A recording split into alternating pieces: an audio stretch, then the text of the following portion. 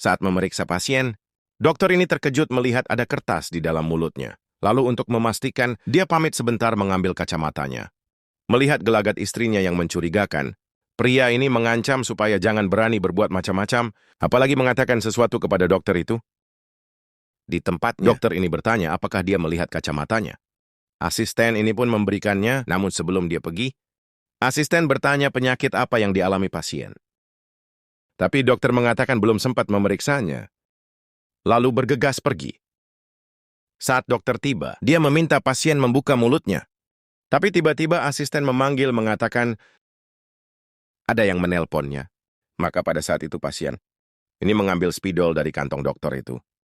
Dokter ini kembali pamit menerima telepon, tapi suami pasien memintanya agar segera menyelesaikan pengobatan kepada istrinya. Saat tiba dia bertanya siapa yang menelpon. Yang dibilang asisten dari pasien rawat jalan yang ingin membuat janji. Dokter pun menerima telepon itu di kamar pasien.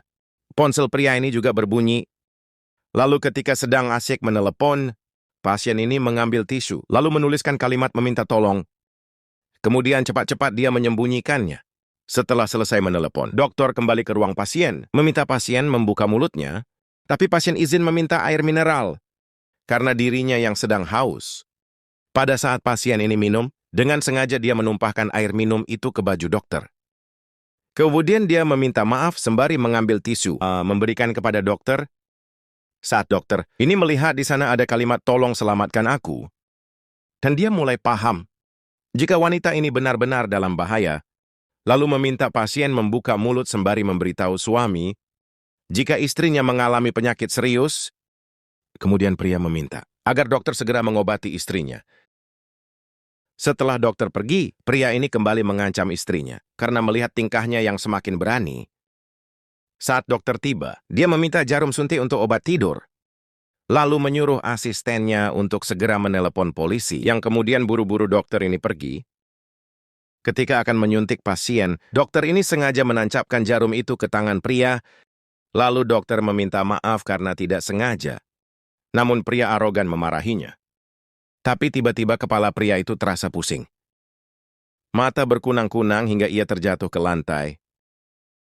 Setelah itu, dokter meminta pasien untuk tenang karena suaminya sudah pingsan. Pasien ini pun berterima kasih. Dokter bertanya siapa pria itu. Kenapa dia ingin mencelakaimu? Yang dikatakan wanita, dia suamiku yang sangat kejam.